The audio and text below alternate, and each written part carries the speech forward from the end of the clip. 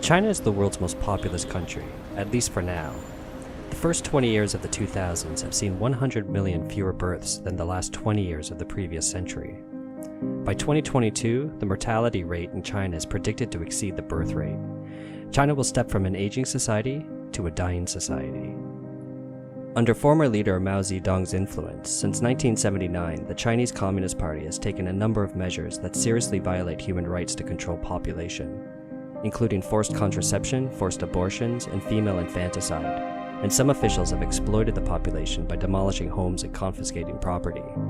These acts reached a climax during the ruling of former CCP leader Jiang Zemin.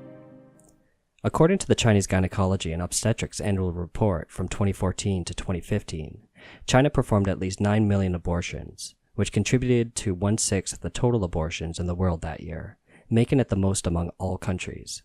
There is also another statistic known to many Chinese people: 13 million abortions in 1995. The large numbers reflected how tragic the situation was. The generation born without siblings has caused many educational and social problems in China. For example, it resulted in an imbalance in the population ratio between urban and rural areas.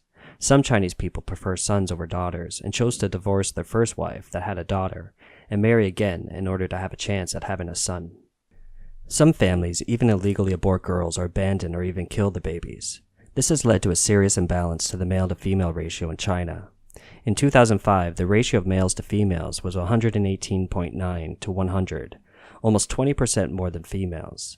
In 2014, the male-to-female born ratio was 116 to 100, which was not much of an improvement. Moreover, Chinese parents and grandparents generally take a lot of pride in their children, resulting in many children lacking the ability to handle pressure and survive in society, which causes other social problems. With more women receiving higher education compared to before, and the implementation of family policies, some youths in metropolitan cities today opt for the double income, no children lifestyle. According to the 2000 census, China's population was 1.266 billion, with a fertility rate of 1.22, the lowest in the world. To ease the problem, the CCP came up with some birth-promoting policies. In 2018, Beijing planned to impose a social support tax on double-income, no-children families, which has been questioned as further dampening people's desire to get married, not to mention to have children.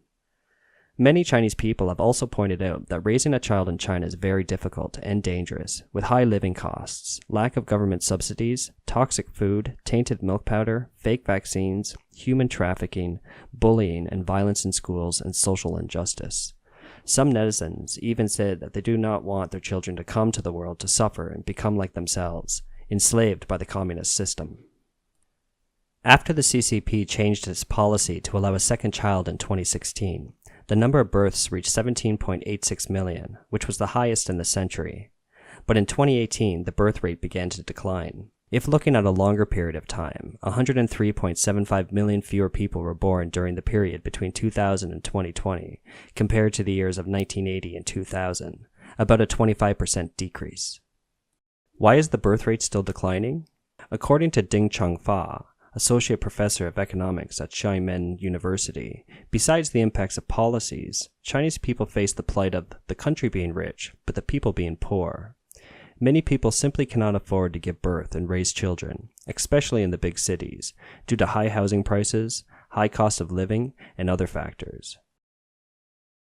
These crises could affect the CCP's power. On June 19th, the China Development Foundation released a report on population aging, saying that since 2000, when China entered an aging society, the pace of population aging in China has been accelerating. It predicted by 2022, 14% of China's total population will be over the age of 65. This process took China only about 22 years, much faster compared to France and Sweden, which took 115 and 85 years respectively. China now ranks first in the world in terms of the number of elderly people and the rate of population aging. If the fertility rate does not increase significantly in the next few years, the annual birth rate in China will inevitably drop to less than 10 million, and the mortality rate will exceed the birth rate.